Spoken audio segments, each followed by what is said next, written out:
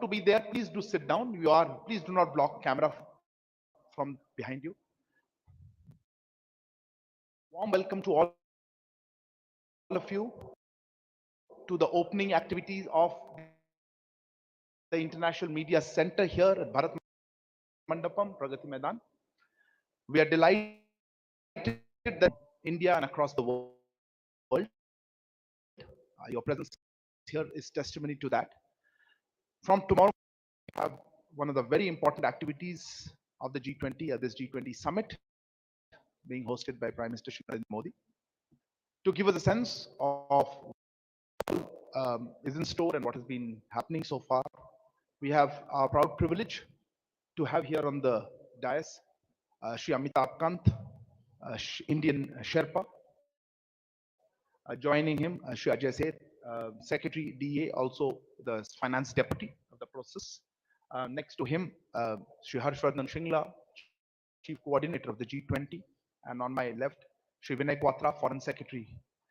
I would request them to make brief opening remarks, after which we will open the floor. Sir, if I could hand over the floor to you, sir. Thank you, Arindam. Uh, when India took over the presidency of G20 in Indonesia at Bali, we were in the midst of a scenario of slowing growth and productivity worldwide. There was a huge impact of COVID-19 pandemic, which had led to vast segments of the global population going below the poverty line. Vast number of people had lost their jobs. There was a cost of living debt crisis. There had been a reversal on the sustainable development goals. There was a challenge of climate crisis and climate action.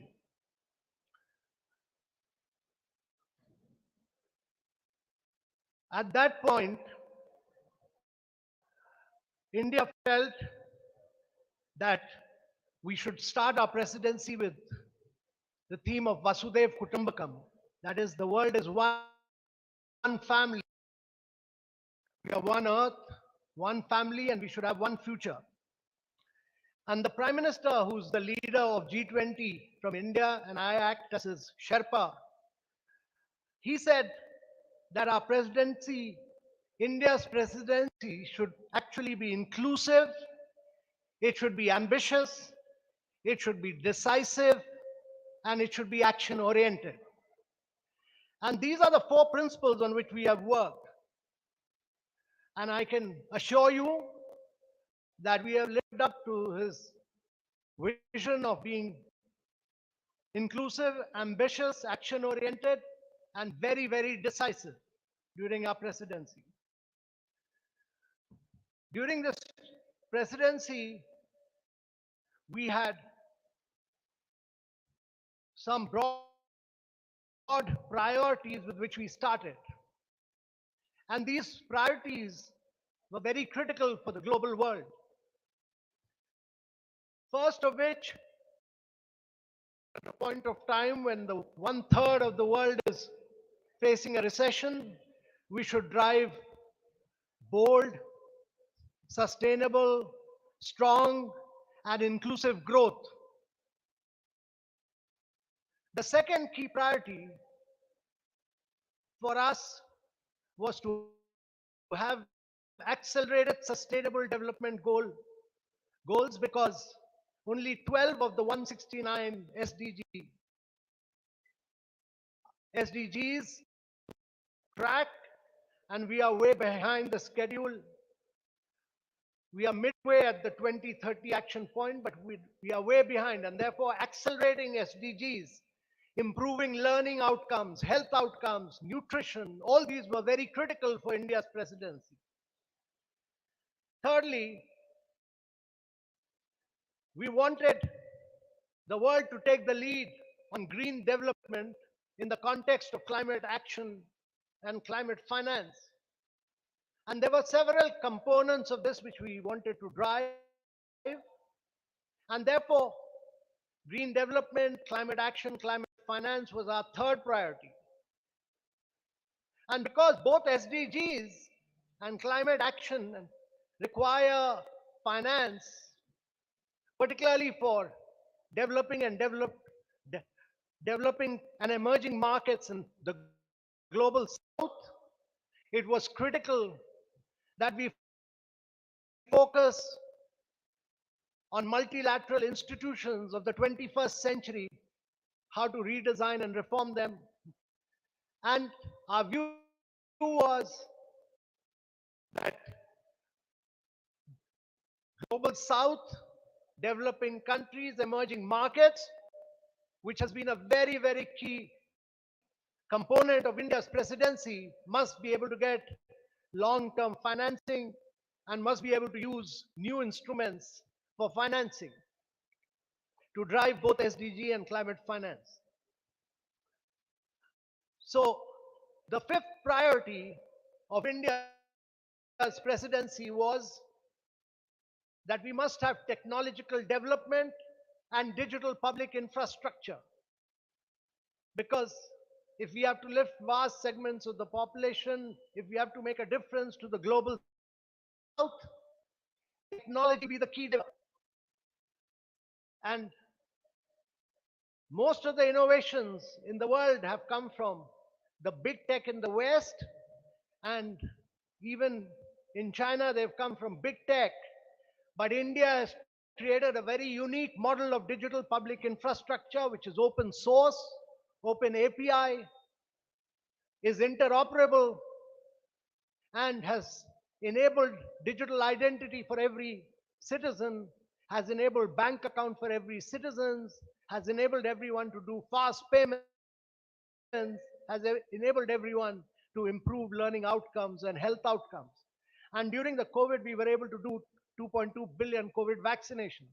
And therefore, technological development and how to use digital public infrastructure to drive growth, when 4 billion people of the world do not have digital identity, about 3 billion people in the world and over 133 countries do not have priorities perspective. And the last key priority, which the Prime Minister elucidated and which he felt very to bring women led development, to bring women empowerment and gender equality. So these have been the 6 key priorities of India on which we have worked. We started our presidency on which the Foreign Secretary will talk about with a meeting of the Voice of the Global South. We got the perspective of 125 leaders, and then we remained focused on the perspective of the global south and the requirements of the developing countries. And the New Delhi Leaders Declaration, which many of you will see post the summit, you will see it as a voice of the global south and the developing countries. No document in the world would have such a strong voice for the global south and the developing countries as the New Delhi Leaders Declaration. And therefore,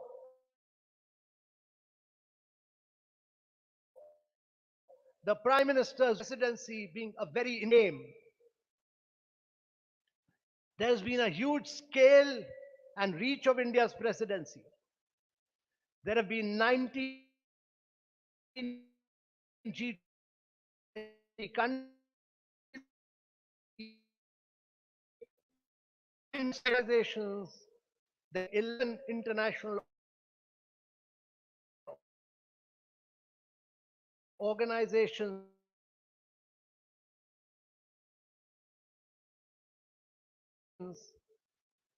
who participate in the 220 meetings that took use this opportunity to take the meeting to over 60 cities of India and every state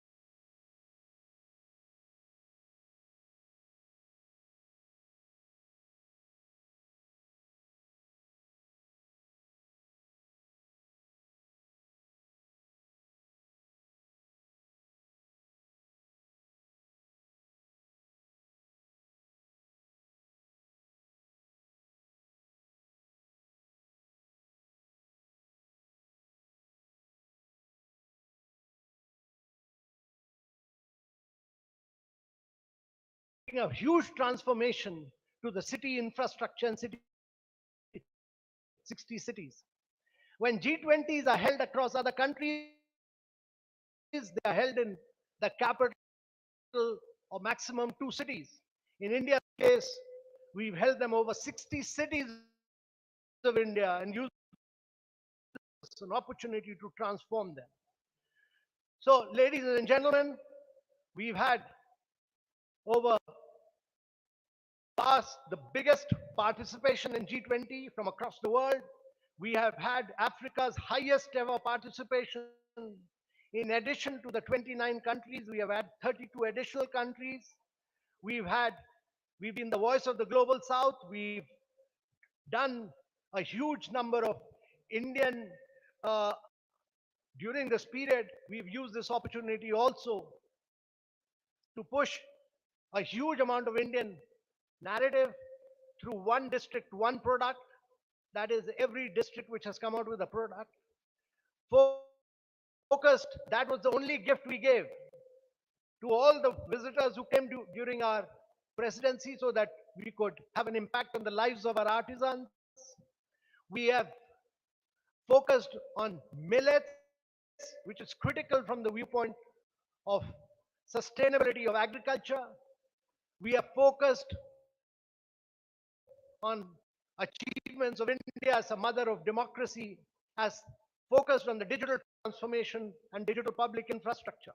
Uh, so, with these few words, ladies and gentlemen, I can assure you that our presidency has been inclusive, decisive, and action oriented.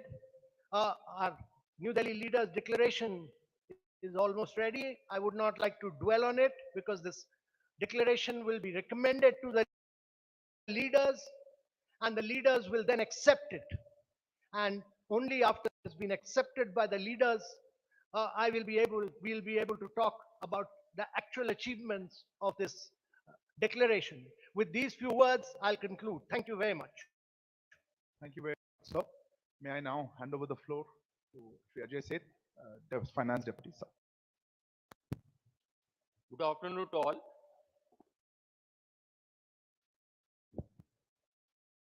Let me share some of the priorities which the finance related work handled during the course of the presidency. Under the leadership of our Prime Minister, Shri Narendra Modi, the focus and the vision of India G20 presidency has been to bring focus to the global discourse, issues which make a difference to people's lives, lead to actionable, decidable, sustainable, and inclusive growth, and empower the global growth. Keeping that vision in mind, the priorities set and endorsed by finance ministers and governors in February in their first meeting in Bangalore. Some of them were how to strengthen multilateral development banks for challenges of 21st century. Similar manner, how to strong, sustainable, balanced, and inclusive growth in the midst of the current challenges which the world is facing. In the same way, how to manage the debt vulnerabilities which several countries are facing. Yet another priorities was that how the technology can be used for financial inclusion, for productivity gains, for efficiency, for private sector. Similarly, how the new potentials of technology such as blockchain or crypto can be beneficial, and yet how to build a policy discourse, the policy approaches, and what set of regulation building consensus around that. So these were some of the priorities, and during the course of the year, in more than 25 meetings of various working groups, ministers, deputies. These have been deliberated with very intense efforts. And one unique feature of the work has been, I'll put it rather, two big elements, two big differences, was to go beyond the structured meetings and arrange almost 40 seminars, side events, symposiums, inviting domestic as well as global experts and generating a very intense discussion to find a robust way forward. In a similar vein, how to generate the local connect, Jan Bhagidari. Three events were done on issues which are relevant to people's lives. Based on these deliberations over the course of the year, these recommendations have now been placed for consideration of the leaders. They would be discussing it over the course of next 2 days, and then we will have definite outcomes and we will all share with you. Thank you. Thank you very much, sir. May I request Shri Harshvardhan Shringla, Chief Coordinator, sir? Namaskar and good afternoon. The focus of today's press conference is on the G20 New Delhi summit. But since many of our media only today, I'll briefly begin by taking you through our presidency journey. As you know, we assumed the presidency of the G20 on the 1st of December last year, and we will conclude our presidency on the 30th of November this year. During the course of our presidency, we would have hosted over 220 G20 meetings in 60 different cities across the length and breadth of our country.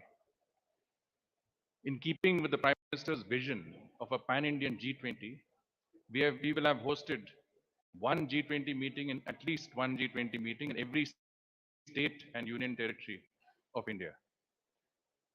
And to my mind, that is the finest example of cooperative federalism that we can see. Now, the effort has been, of course, to G20 down to the grassroots level through a process that we call Jan Bhagidari, which is a people's participation movement. And whether it is the G20 University Connect or the G20 Model School or quiz, essay and painting competitions and festivals, the G20 has been popularized and taken down to grassroots levels in our country. We have also looked at the G20 as an opportunity to highlight and showcase India's rich cultural heritage and diversity and our tourism potential. And in that context, we have hosted over 300 cultural participation of over 18,000 of our cultural artists and exponents. Of course, we have also made our presidency an inclusive one. Sherpa has already mentioned that we've had very significant participation from the globe of Africa. We would have received a total of about 100,000 visitors for our G20 presidency from over 125 nationalities. And for many of them, this has been the discovery of a new India. And I think that has been very significant from their point of view. The G20 presidency will bring economic benefits to our country and to our citizens, and that's also been a very important objective. Now, when you organize such a huge exercise, an unprecedented and uniquely Indian presidency, you do need an organizational base. And we have started on the organization and planning of the G20 as early as the beginning of last year, 1.5 years before today's eve of the summit. We have set up the G20 Secretariat. In this process, it has been a whole of government approach and a whole of nation approach. And every single Indian citizen has been involved in that effort. And it's very important to note that about 15 million of our citizens have been directly involved in the participation of some G20 event or the other across our country.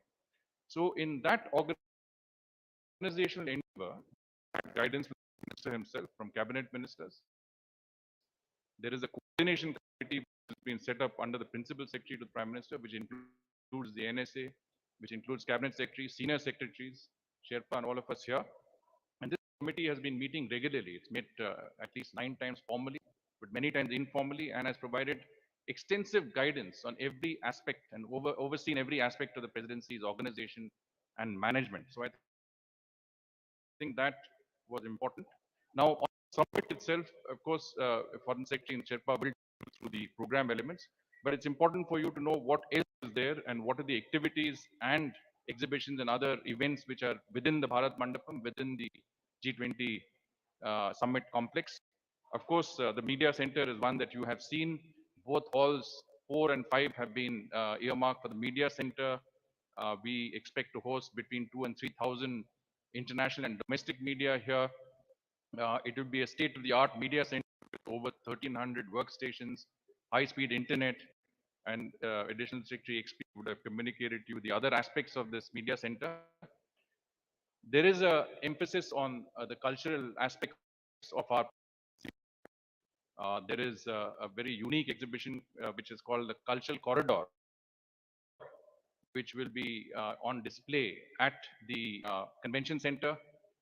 This involves the display of cultural artifacts and objects from different countries, both tangible and intangible heritage, but also natural heritage. So this has some very interesting exhibits, which the details of which will be available with you. We also have an immersive display, which has, again, some of the best illustrations of every country that is a part of our G20 presidency. And all of this, again, is at the convention center. There's a democracy cube, which is also there. And what we will certainly do is that we'll make this available, we'll make this open to the media and the public after we finish the immediate summit. And this would be a very interesting exhibition to see. Besides that, we have the Mother of Democracy exhibition. India, the largest democracy, vibrant democracy over the ages, has arranged an exhibition which would be essentially narrating the 7,000-year tradition of democracy in our country from the ancient to the modern. There will be 26 interactive panels which would be available in all of the G20 languages. There are apparently 16 languages this will be available. There is also a bronze replica of a girl from the Sindhu Saraswati era, 2,500 to 3,500 years before. And this is a very unique part of the exhibition, at the center of the exhibition. And there will also be someone who will greet everybody. It's artificial intelligence driven, so it's a technology oriented platform. And of course, the person who will greet will also provide an introduction to democratic traditions in their respective languages. You are also aware that we will have, at the time of the dinner that will be hosted tomorrow by our president, there will be a musical ensemble which will play in the background. This, of course, will represent again musicians from all parts of our country, but it will also include musical traditions of every nature, whether it's Hindustani, Carnatic, folk,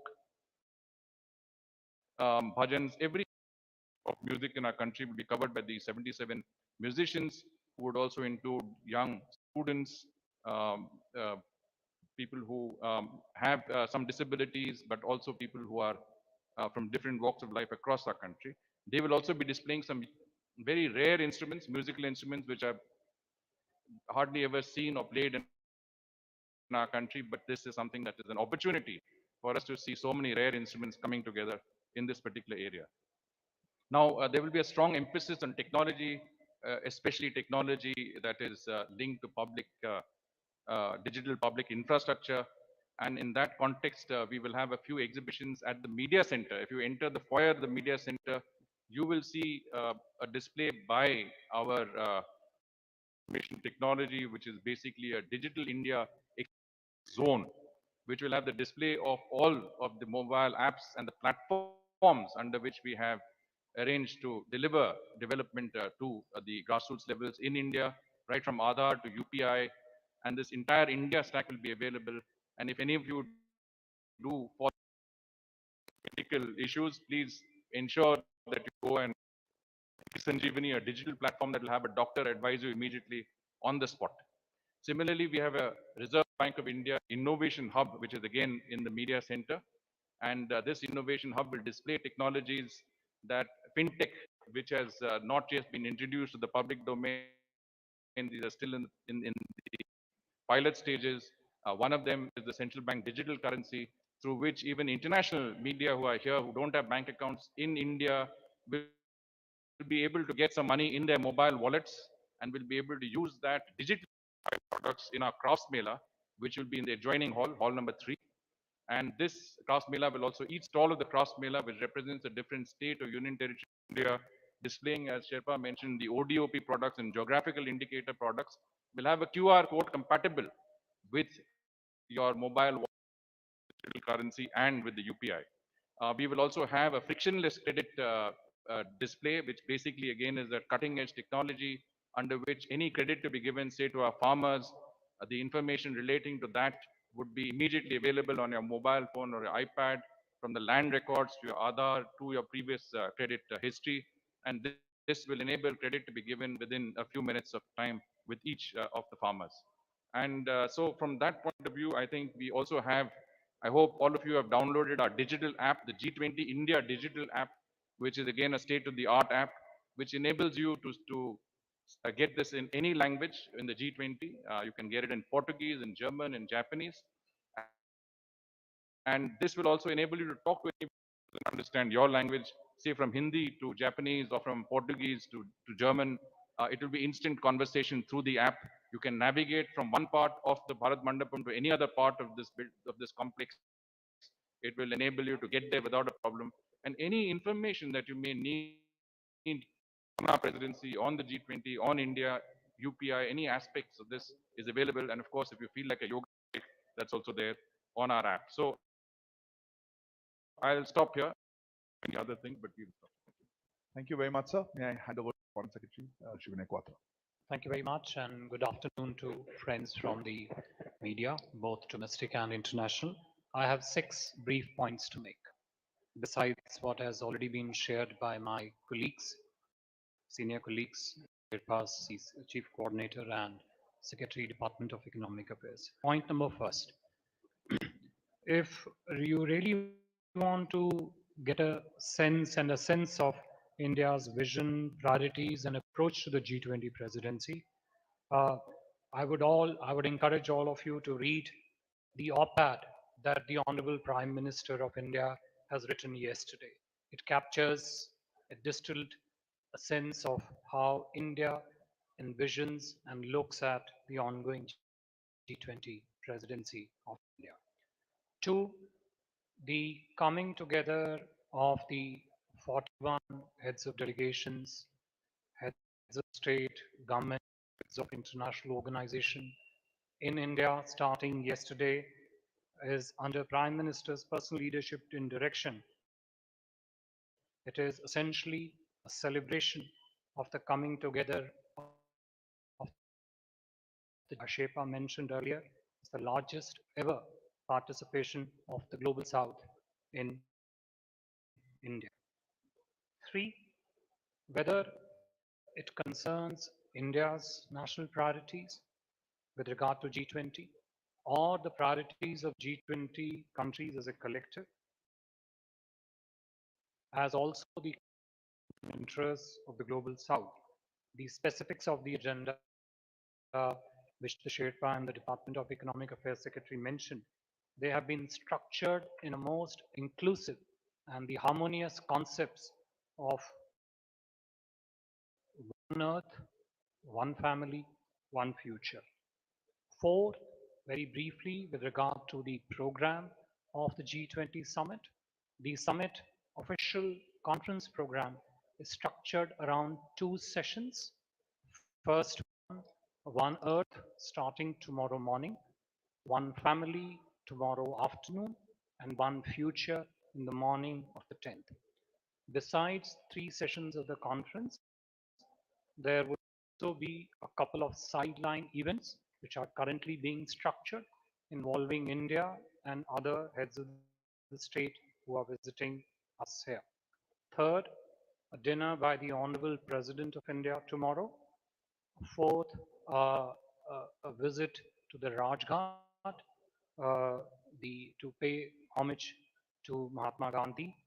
And 5th, a spouses program. These would be the broad 5 elements of the summit. And the last fifth point which I want to make, Honorable Prime Minister of India will also be hosting several sideline bilateral meetings during the course of his G20 summit with the of state governments and the other leaders who are going to be in Delhi, as I said, starting yesterday till the departure over 10th and 11th. I would stop here and see if we have any questions on this. Thank you very much, sir. May I lay the ground rules before I open the? Please sit down. Thank you. Please introduce yourselves, and we'll take questions in a group because we don't have time. Let me start with Manish here, TV9. Microphones will come to you. Please wait. Thank you. First of all, Please let me introduce yourself and the organization. This is Manish Jha from TV9. Amitabh ji, Foreign Secretary and Chief Coordinator. I must tell you first of all that arrangement at International Media Center are really excellent. I have attended 4 summits before this summit, and I can tell very proudly that these arrangements are really best. So thank you so much. So my question I would like to ask in Hindi. Amitabh ji लगातार आप लोग joint declaration को लेकर लगे हुए थे, बहुत मेहनत कर रहे थे, आपने हिंट भी किया है कि ज्वाइंट डिक्लेरेशन आएगा और बहुत अलग तरीके से बहुत खास होगा, लेकिन खबरें ये भी आ रही थी कि चीन की तरफ डिक्लेरेशन में कोई कंसेंसस ना हो, इसके लिए कोशिश की जा रही थी, कभी वसुधैव कुटुंबकम के नाम पर, कभी किसी और की लैंग्वेज जो है संस्कृत में क्यों है, तो किस तरह ये जर्नी रही, अगर आप इसको शेयर कर सके, क्योंकि हर जर्नलिस्ट यही पूछ रहा है ज्वाइंट डिक्लेरेशन आएगा या नहीं आएगा, अगर आएगा तो कैसे आएगा? Yashi, yep.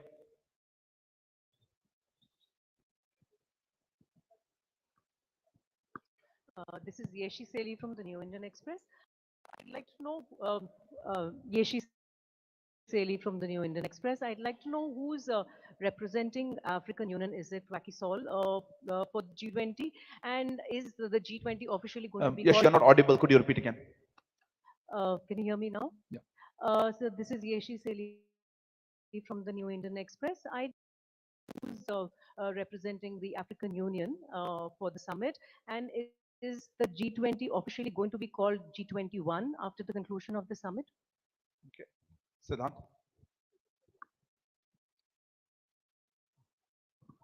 Hi, sir. Siddhant from Vion. My question is, do you think the absence of the Chinese president impacts the summit's proceeding? Is it an attempt by the Chinese to undermine? Do you see it in that way as well? The lady in yellow behind. Samir Hussain with the BBC.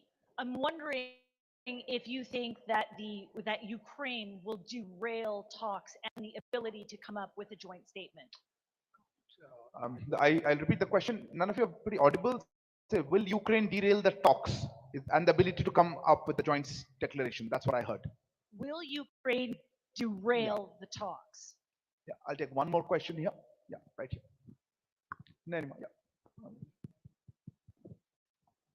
This is Nainima Basu from AVP Live. Just one question on the Russia-Ukraine war. Will there be a specific discussion on the Black Grain Initiative? Thank you so much.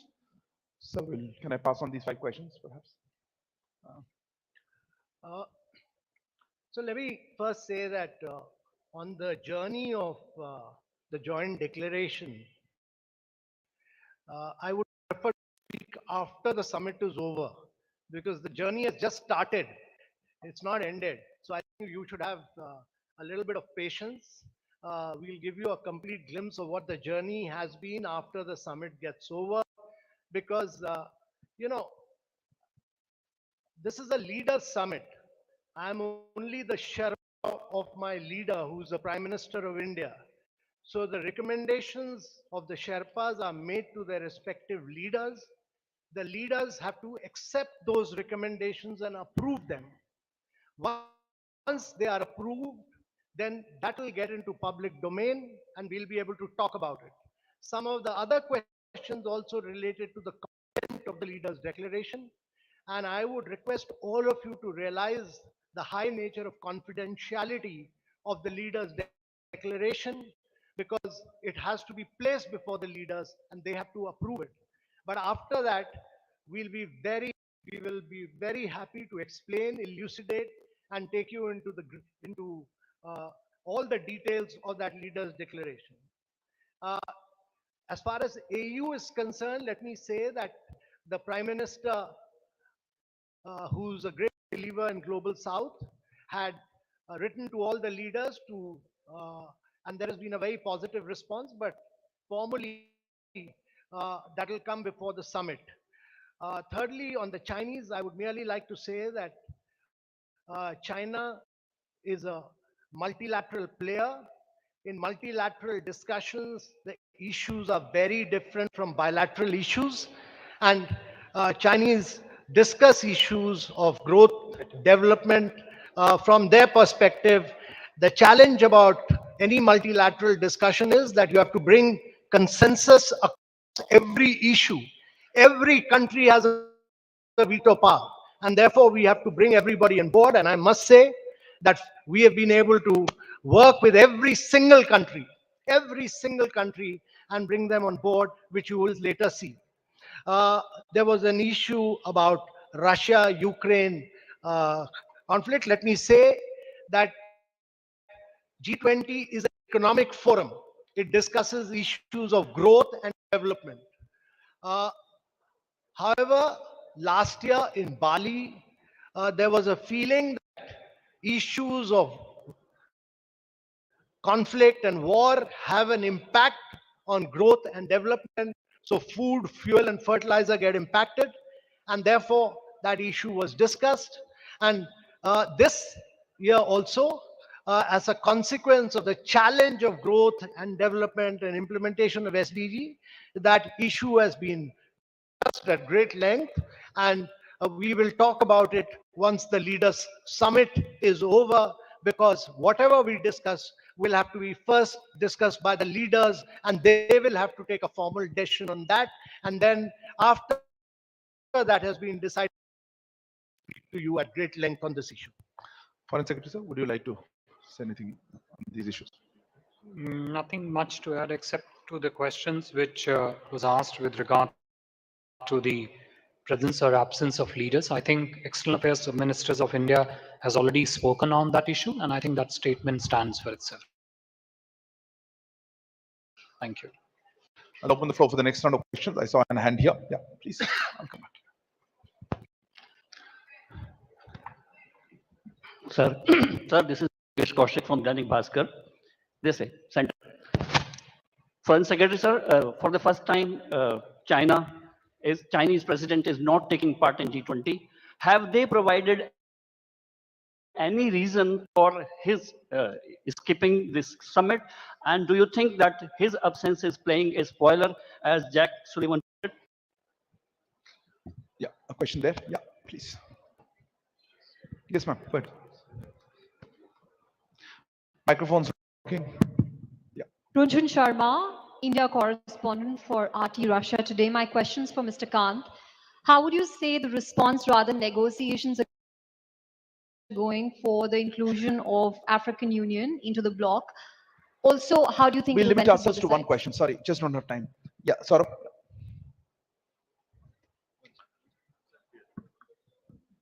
Good afternoon, everyone. This is Saurabh Shukla. I'm editor-in-chief of News Mobile. This G20 presidency is also about India's solutions for the biggest challenges that the world faces today. What are the three big takeaways that you expect from the leaders' summit? More specific questions. Anyway, go ahead. Behind you. Yeah. Go ahead, please. Yeah. So this is Pranay Upadhyay from Z News, and my question is to Sherpa Amitabh Kanji. Sir, India has been long pushing for the MDBs, like bank reforms, and after the finance and the joint finance and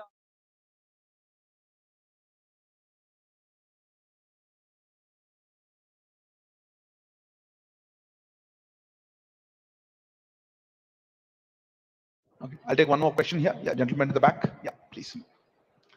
sir मैं Madhurendra news nation से बोल रहा हूँ. नहीं, you have the floor. बैठ जाइए. Please sit down. Please sit down. You have the floor. You have the floor, but please sit down and ask the question. while sitting down. Sir मेरा सवाल है Will you Amitabh please Kant sit down, sir? You are blocking the camera. Thank you. मेरा सवाल है अमिताभ कांत जी से। मैं श्रीकांत भाटिया हूँ, संवाद सिंधी न्यूज़पेपर है। सर जो भारत की छवि विदेश में है, क्या इस छवि का अवलोकन करने के लिए हमारे कुछ राष्ट्राध्यक्ष ऑन द स्पॉट भी जाएंगे कुछ गांव में और कुछ सिटीज में देखने के लिए? कौन जी सर, लीडर्स। ऐसा okay. And last question here. Who somebody had the floor when I interrupted? Who had the floor? Hi, sir. My name is Ashok Raj from ANI. I have a question regarding to this event, but my question addressed to Mr. Singla ji. That how do we coordinate such massive effort, and what were the organization structure changes?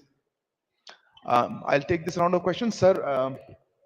Finance Secretary, sir, perhaps on the MDB, sir, for instance, sir, would you like to answer? Why don't you answer next? Some of you asked that what are the three key big takeaways from the summit. My request to all of you would be that please bear with us for another 2 days. Once the leaders consider the recommendations made by their ministers, governors, and give their decision, that would be the time to take a stock. That what have been the big takeaways as far as MDB reforms are concerned, both on strengthening multilateral development banks as well as other institutions, strengthening them like IMF. There has been a very rich and intense discussion, and we are highly hopeful that the discourse over the past 9 months will get a positive consideration from the leaders. Thank you. Sir, Okay, thank you. Look, I have already responded to the question on the presence or absence of certain leaders from the summit, and I mentioned that External Affairs Minister of India has already responded to that question. Having said that, let me also mention it's a question of which frame of reference do you look at when you look at the priorities, interest, concerns expressed in the G20, both of G20 countries as a collective, but also of those countries that are outside the G20, but their interest, concerns, and priorities are impacted upon what decisions get taken in the proceedings of the G20. We are welcoming, as I mentioned, heads of 41 delegations, heads of states, heads of government, heads of international organizations in Delhi since 7th for the coming 2 days. And our focus is, as Sherpa said earlier, to drive a consensus on priorities of the G20, how to structure in the priorities and interests of the global south into the G20 discussions, and how to bring together the leaders of the G20 and the leaders of the invited guest countries around a particular agenda. That is the theme, that is the objective that we are focused on, and we are very happy that by and large there is strong effort by all the countries, all the delegations present to move towards a consensus. With regard to the African Union, Sherpa sir has already said that Honorable Prime Minister wrote a letter to all countries of the G20 proposing that African Union be included as a full member of the G20. We expect that the summit proceedings starting tomorrow morning would take a suitable decision on it. Shrikant ji, जो आपका प्रश्न था विदेशी छवि का, G20 summit का जो programme है वो केवल दिल्ली तक ही सीमित है। Shringla sir, if you have another question about organization. Yeah, I think Rajji had asked this question about G20 involving a massive effort and the organizational aspects behind it. And I opening remarks say that it was not only a whole of government effort, but a whole of nation effort, because it is a huge exercise, but it is also an unprecedented exercise. We have never been into the G20 before. This is also one of the most significant events we have organized, international events we have ever organized. And I think every Indian citizen, in a certain sense, is a stakeholder in this exercise because the pride he feels of hosting an event of this scale and magnitude with such level of success. So it certainly has been, an organizational effort that has gone across the country. But one aspect I think I'll just flag, an additionality which I want to put across, is that it has involved also an equal, let's say, every state and union territory in our country, because we have taken it down to grassroots. And every state has seen this as an opportunity to promote the state's, tourism potential, recount its own developmental achievements, utilize the platform to highlight what every state in its own case has done. So from that aspect, as I said, it's a very fine example of cooperative federalism, and it has involved a level of cooperation that has gone from the central government to the states, to the municipalities, to the districts, and down to the grassroots levels. So I think if you look at the success of this presidency, it is guided at the highest levels, but it has also involved every citizen of our country. Sherpa sir, if you have anything to add on that question. No, I think Saurabh asked that question about the three key takeaways of what. Well, let me tell you that India has tried to build a huge India narrative to the G20. You will see this in the New Delhi Leaders Declaration, whether India has been the voice of the global south, whether India has been the spokesperson of the developing countries, whether we've brought in the huge amount of technological development that India has done through the digital public infrastructure. But I would suggest that it's not just three, but there are enormous number of lessons which come out of it. But you will have to wait for the leaders' declaration to emerge, and you will then realize that it's that India will leave a huge imprint. Thank you, sir. Tripti? We can't accommodate everybody. Sorry. Yeah, go ahead. The Wall. Microphone, please. Lahiri from the Wall Closer, Street please. Journal. Yeah. Hi, my question is about, so in addition to China and Russia's leadership not being here, we've also seen them coordinating at other forums, be that BRICS or elsewhere, that India is also a part of. Do we see that there is a bifurcation, China, Russia on the one side coordinating more? And does that mean that the space for broad-based multilateral cooperation is shrinking? Neeraj, at the back. Sir Neeraj हूँ news 18 India से। हमारा सवाल Amitabh sir और विनय sir से है। सवाल यह है कि पिछली बार विदेश मंत्रियों की G20 बैठक के बाद ये बयान आया था विदेश मंत्री की तरफ से कि हम लोग सफल नहीं हो पाए कि यूक्रेन के मसले पे सहमति बने। सारा रूस और चीन की तरफ से था, क्योंकि उन्होंने अपना पक्ष बदला था बाली डिक्लेरेशन के बाद। सवाल यह है कि दोनों देशों के राष्ट्र प्रमुखों की गैर मौजूदगी में क्या भारत सक्सेस कर पाया है कि यूक्रेन के मसले पे सहमति बना पाया है या नहीं, या यूक्रेन को हटा दिया गया है ज्वाइंट कम्युनिक से? Sridhar here. Good afternoon, sir. This is Sridhar from the Asian Age. Sir, you mentioned that the New Delhi Declaration is almost ready. Are we to assume that the consensus has been achieved on all issues? And will there be a separate chair's summary which will be issued at the end of the summit along with the communique? Will there be a separate chair's summary? Thank you. Vishnu? Yeah.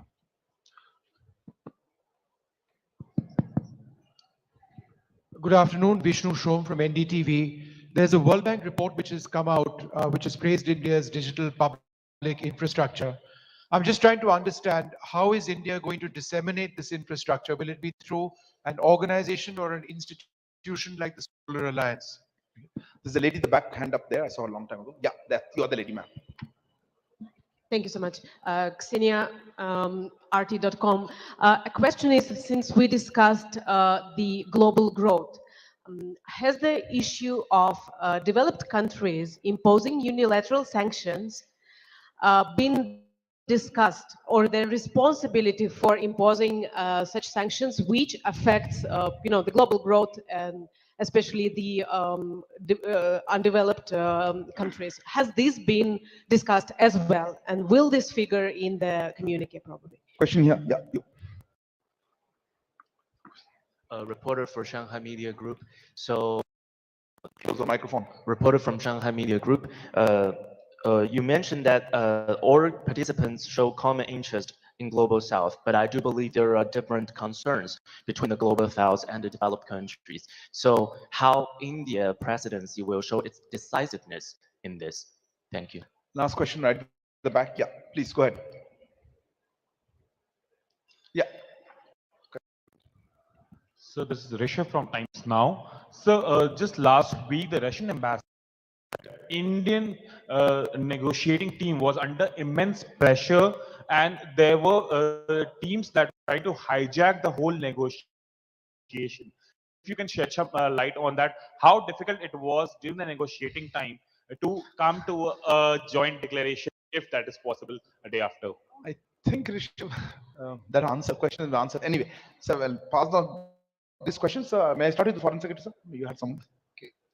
I think to the first question, which is sort of more of an interpretative frame of what is happening to the multilateralism and the related space globally, I think we would rather focus on what are the priorities in the G20 of the G20 countries, and in that, what is the priorities that India stands for and the rest of the global south stands for. And I think the space that we come from is, our belief is that multilateralism needs to be reinvigorated. It needs to be inclusive. And it also needs to be an important center and a medium for global governance, which has to be more representative, naturally effective, transparent, and accountable.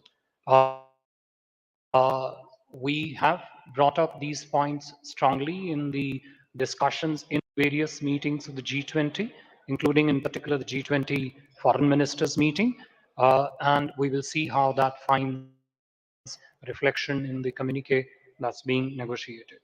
Neeraj जो आपका प्रश्न था, देखिए मैं इसमें सिर्फ इतना ही कहना चाहूँगा कि भारत की प्रधानमंत्री मोदी की अध्यक्षता में यही अपेक्षा है कि G20 के सभी सदस्य देश मिलकर एक कंसेंसस की तरफ अग्रसर होंगे, अग्रसर हैं, और G20 की समिट की समाप्ति के उपरांत हम ये अपेक्षा रखते हैं, अभिलाषा रखते हैं कि एक कंसेंसस के माध्यम के द्वारा कम्युनिके की जो है आउटकम होगा.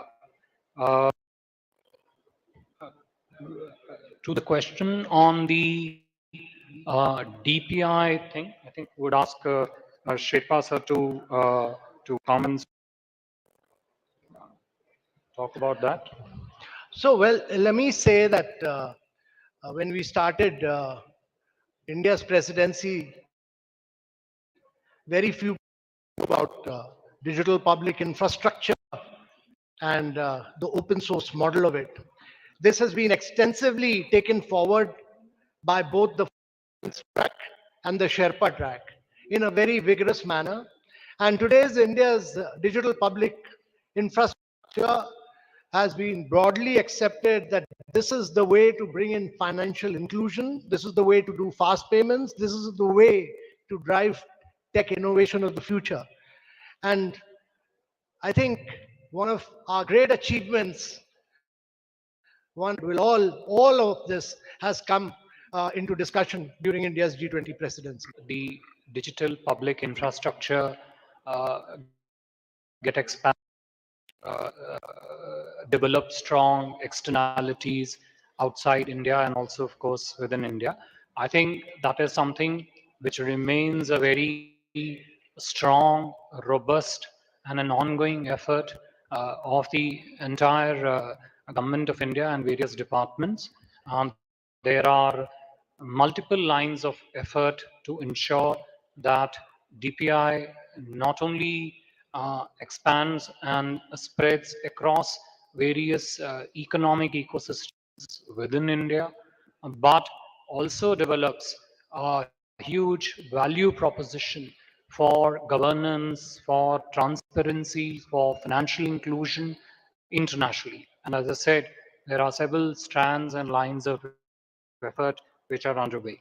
I think there was a question with regard to, the differences of priorities of global South and the industrial economies. Yes, that is a fact that industrial economies come from a very vastly different economic base, social base, and the global South comes from a different economic base.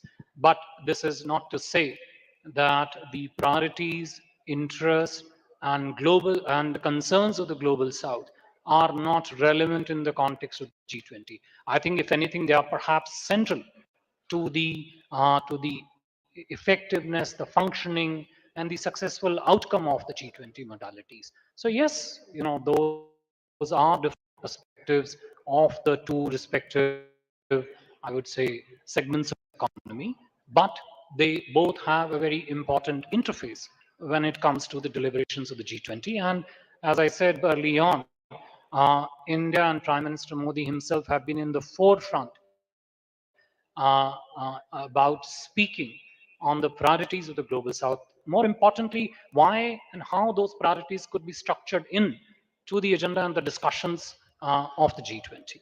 Thank you. Thank you very much for joining us. We're just completely out of time. Thank you to members on the dais. Thank you all for joining us here. We will now see you on Sunday for the end of presidency presser. Thank you.